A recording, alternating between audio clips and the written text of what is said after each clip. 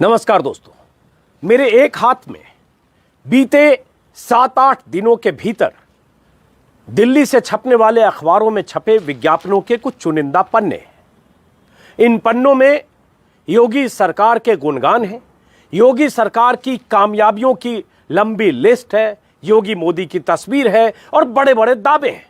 क्या हैं वो दावे, वो बताने से पहले दूसरे हाथ में ये छोटा सा पन्ना है, या कहें पर्ची नुमा, कुछ आपको एक पेज का कुछ दिख रहा होगा। अखबारों में लंबे लंबे इश्तिहार जो करीब करीब 2 महीने से दर्जनों अखबारों में छप रहे हैं, दावों वाले इश्तिहार। यूपी के चौक चौराहे, सड़कों, जिलों, कस्बों में पोस्टर और बैनर बड़े बड़े लगे हैं इन्हीं दावों के साथ, और हर अखबार के पन्ने रंगे हुए हैं योगी के दावों के साथ। यूपी कैसे हर चीज में नंबर 1 है, विकास के हर पैमाने पर योगी के राज में योगी ने यूपी को कैसे नंबर 1 बनाया। हर अखबार में लगातार विज्ञापन, गांव गांव घर घर खुशहाली का रास्ता। अगर ऐसे विज्ञापनों की लिस्ट अगर मैं निकालूं बीते 2 महीने के भीतर के विज्ञापनों की, तो सैकड़ों पन्ने होंगे। लेकिन इन सैकड़ों पन्नों में जो कुछ छपा है, उस छपे हुए पन्नों में जितने दावे हैं, उन दावे को पंचर करने के लिए सिर्फ एक छोटा सा ये पर्चा या ये छोटी सी खबर या छोटा सा इंडेक्स या ये चंद आंकड़े काफी हैं। क्या है इन आंकड़ों में? दरअसल दोस्तों, इन आंकड़ों और ये इन दावों, इन दोनों के बीच की खाई क्या है, ये बताने से पहले आपको दिवाली की शुभकामनाएं। आज दिवाली है, रोशनी का पर्व है। आप दीप जलाएं, दिए जलाएं, मोमबत्ती जलाएं, घर परिवार परिवेश को रोशन करें। साथ में ये भी कि मन को रोशन करने वाला भी एक दिया जरूर जलाएं, क्योंकि आज की तारीख में उस दिए की सबसे अधिक जरूरत है। आपका जहन रोशन हो, आपका मन रोशन हो, और अगर आपके भीतर नफरत का कोई कीड़ा कहीं भी कुलबुलाता हो, तो उस रोशनी में वो कीड़ा भी दफन हो जाए। शुभकामनाओं के साथ इन आंकड़ों पर आते हैं, और क्या मैं दिखाना और बताना चाहता हूं ये बताता हूं। इस पर्ची में क्या है, उससे पहले ऐसे ऐसे विज्ञापन छपे हैं। इन विज्ञापनों पर कई बार मैंने बात की है। जैसे 24 पन्ने इंडिया टुडे में छपे थे, विशेष परिशिष्ट है। 24 पन्नों के आखिरी में हर मामले में यूपी नंबर 1, और पहले पन्ने पर कर्मयोगी योगी आदित्यनाथ। और योगी आदित्यनाथ की सरकार ने कैसे नीति, नियत और नियोजन से यूपी को विकास के हर पैमाने पर कैसे देश का नंबर 1 प्रदेश बनाया, इसके दुनिया भर के आंकड़े। इन आंकड़ों में यह भी कि यूपी में रोजगार की बारिश हो रही है, घर घर रोजगार है, 3.25 करोड़ युवाओं को रोजगार, 4.5 लाख नौकरियां, रोजगार की रेल चल रही है। ये विज्ञापनों में, अखबारों में छप रहा है। लेकिन मैंने क्यों कहा कि इन सारे दावों को पंचर ये आंकड़े करते हैं, और ये आंकड़े कहां छपे थे? कल के द हिंदू अखबार में ये आंकड़े छपे थे। अब इन आंकड़ों को समझिए, और समझिए कि सरकारी आंकड़े, सरकारी दावे और सरकारी विज्ञापन के आधार पर जो पन्ने आपके घरों में पहुंच रहे हैं, जिसमें कई बार विज्ञापन और खबर का फर्क भी मिट जाता है। कई बार पता नहीं चलता, इतनी बारीकी से, इतनी चालाकी से लेख, आर्टिकल या खबरें छपी होती है कि समझ में नहीं आता कि खबर है या विज्ञापन है या परिशिष्ट है। नीचे छोटा सा कुछ लिखा होता है, कंडीशन अप्लाई टाइप का। लेकिन उन सब में जो दावे हैं, उसकी पोल खोलने के लिए ये आंकड़े हैं। इन आंकड़ों में क्या है दोस्तों? ये कल के अखबार में खबर छपी थी, खबर क्या, जो आंकड़े छपे थे, और सिर्फ एक हिंदू अखबार में। दिवाली का माहौल है, मौसम है, और ऐसे समय में जब हिमाचल में बीजेपी को झटका लगा, बंगाल में झटका लगा, उपचुनाव में झटके के बाद केंद्र सरकार ने पेट्रोल की कीमतें, डीजल की कीमतों में कुछ राहत देने का फैसला किया। वो राहत ऊंट के मुंह में जीरे के फोरन की तरह जरूर है। डीजल पर 10 रुपए का उत्पाद शुल्क कम होगा, पेट्रोल पर 5 रुपए। कुछ राज्यों ने अपनी तरफ से पहल की, उसका फर्क ये पड़ सकता है कि कुछ जगह 12 रुपए, 14 रुपए, 15 रुपए तक डीजल और पेट्रोल की कीमतें कम हो सकती है। लेकिन ये तब जब उपचुनाव में बीजेपी को झटका लगा। इसी से समझिए, जब बीजेपी को लगता है कि झटका लग सकता है, तो कुछ कीमतें कम होती हैं। लेकिन क्या ये काफी है? अगर कीमतें दोगुनी हुई है, तो इसमें से 10 रुपए, 12 रुपए की राहत का क्या मतलब है, वो आप गौर करिएगा। लेकिन ये आंकड़े क्या हैं? ये आंकड़े पब्लिक अफेयर्स इंडेक्स है, PAI 2021। और इन आंकड़ों में क्या कहा गया है? योगी सरकार के तमाम सैकड़ों विज्ञापनों के उलट इसके तहत सरकार के कामकाज का विश्लेषण होता है। इक्विटी, ग्रोथ और सस्टेनेबिलिटी के पैमाने पर सरकारों की रैंकिंग तय होती है। नेशनल हेल्थ मिशन, मनरेगा जैसी बड़ी बड़ी जो योजनाएं हैं, जो कल्याणकारी योजनाएं हैं, उनके इम्प्लीमेंटेशन पर आंकड़े बनाए जाते हैं कि इम्प्लीमेंटेशन कैसा रहा, लोगों को कितना फायदा हुआ, सरकार ने किस ढंग से काम किया। और इस 2021 के इंडेक्स को तैयार करते समय जो इस आंकड़े के साथ जो ऊपर जानकारी है उसमें लिखा गया है कि 2021 के आंकड़े तैयार करते समय कोरोना काल में सरकारों की तैयारी और रिस्पांस का भी विश्लेषण करके ये डेटा तैयार किया गया है। अब ओवरऑल अगर इस डेटा की बात करें तो यूपी जो योगी सरकार के मुताबिक हर मामले में विकास की लहर चल रही है, हर मामले में नंबर 1 है, ये विज्ञापनों में हर रोज आपके पास पहुंच रहा होगा। लेकिन इस आंकड़े के मुताबिक, पब्लिक अफेयर्स इंडेक्स के मुताबिक, हर मामले में यूपी नीचे से फर्स्ट है। नीचे से फर्स्ट कैसे? अब इसमें इस इंडेक्स में कई पैमाने जो लिए गए हैं उसमें 3 पैमाने खास तौर से इक्विटी, हिस्सेदारी, जन हिस्सेदारी। तो इसमें कहा गया कि पब्लिक की हिस्सेदारी को समझने के लिए, पॉलिसी मेकिंग में भागीदारी को समझने के लिए किस तरह से सरकार काम करती है, पॉलिसी निर्धारण में जनता की कितनी सुनी गई, उसको लेकर एक इंडेक्स है और उस इंडेक्स को इक्विटी इंडेक्स कहते हैं। उस इंडेक्स में यूपी 18वें नंबर पर है, 17वें नंबर पर उड़ीसा है, 16वें नंबर पर कर्नाटक है, लेकिन गुजरात पहले नंबर पर है। तो ये तो इक्विटी यूपी की बात है, इक्विटी इंडेक्स। एक ग्रोथ इंडेक्स है। ग्रोथ इंडेक्स में देखा जाता है शिक्षा, स्वास्थ्य और रोजगार समेत विकास के पैमाने पर राज्य ने कैसा काम किया। अब ग्रोथ इंडेक्स में भी अगर देखेंगे तो गौर से सुनिएगा, 16 नंबर पर एमपी किसकी सरकार है? बीजेपी की, 15 सालों से। अब तो ज्यादा हुए, बीच में कमलनाथ 1 साल के लिए करीब 3 बार लगातार शिवराज जीते, चौथी बार कुर्सी झपट करके फिर शिवराज मुख्यमंत्री हैं। 16वें नंबर पर। 17वें नंबर पर यूपी, नीचे से सेकंड। 18वें नंबर पर बिहार।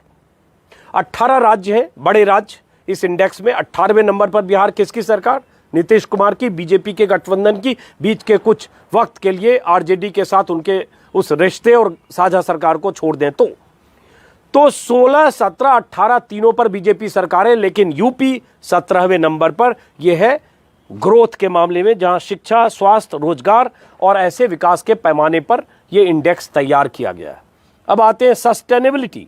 सस्टेनेबिलिटी पे देखेंगे तो वहां भी यूपी नीचे से फर्स्ट है, 18वें नंबर पर है। बिहार 17वें नंबर पर है। बंगाल भी 16 नंबर पर है। लेकिन चलिए, बंगाल की बात अभी बेमानी है। बंगाल में जो होना था जनता ने फैसला सुना दिया। बात यूपी की, इसलिए कि बड़े बड़े अखबारों में इश्तेहार लगातार राम राज्य के दावे यूपी में किए जा रहे हैं।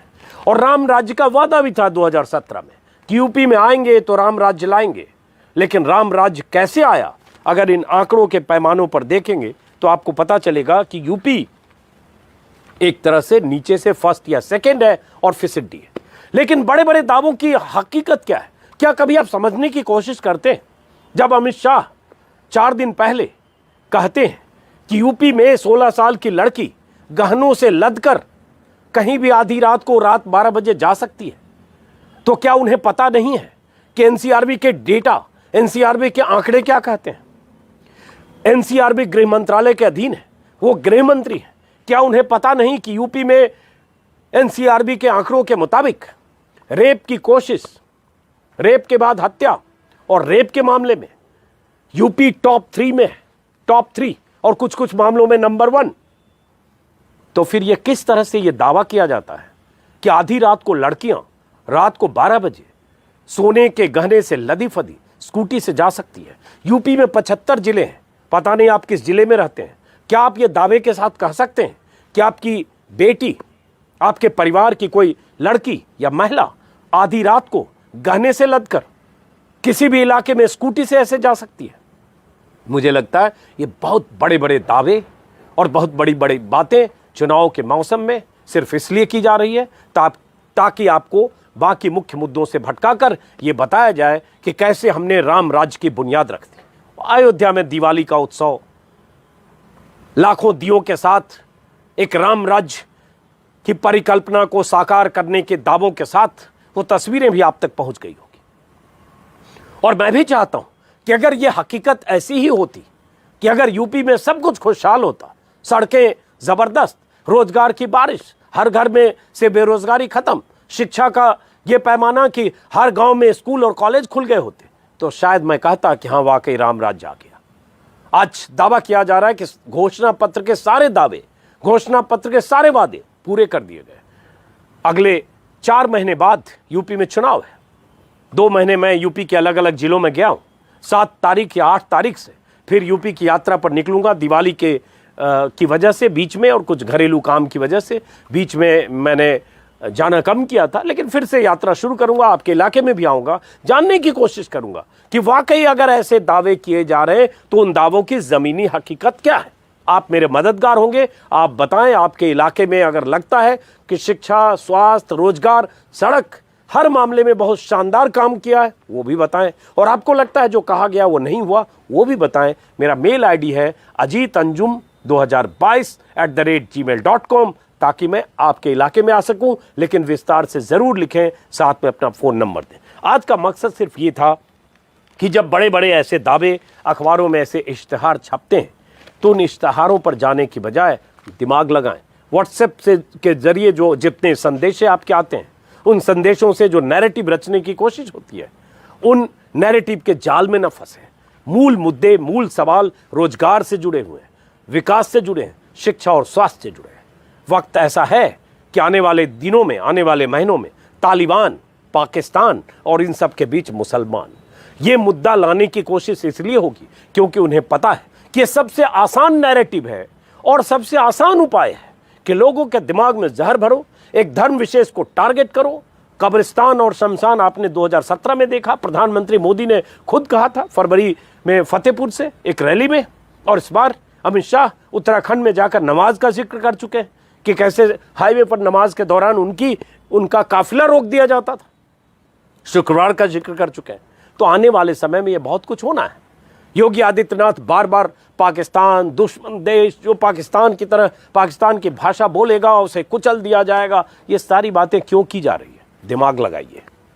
और बीजेपी तो चाहती है कि इस चुनाव में महंगाई, बेरोजगारी, सारे सवालों को आप दफन करें और आप 370, राम मंदिर, मुसलमान, नफरत, पाकिस्तान और इन सारे मुद्दों को गली चौराहों पर इसी मुद्दों में उलझे रहे और आपको लगे कि राष्ट्रभक्ति के लिए, देश के लिए ये सरकार कितनी जरूरी है। और बाकी जो इस सरकार के साथ नहीं है या इस सरकार से इनकी नीतियों से असहमत होते हैं, सब देश विरोधी है। और ये नैरेटिव अगर आप बिना सोचे समझे अपने जहन में उतारते हैं तो आप अपना नुकसान करते हैं। क्योंकि लोकतंत्र में जरूरी है कि अपने सवाल जिंदा रखिए और वो सवाल सरकारों से पूछिए, उन वादों की फेहरिस्त रखिए और उनसे पूछिए कि जो आपने कहा था वो हुआ क्या। जो आपने हमारे गांव, हमारी गलियां, हमारे चौराहे, हमारे मोहल्ले, हमारे जिले, हमारे इलाके के लिए जो वादे किए थे वो हुए क्या। जो चुने हुए जनप्रतिनिधि थे उन्होंने जो तस्वीरें दिखाई, जो हसीन सपने दिखाए, वो पूरे हुए क्या।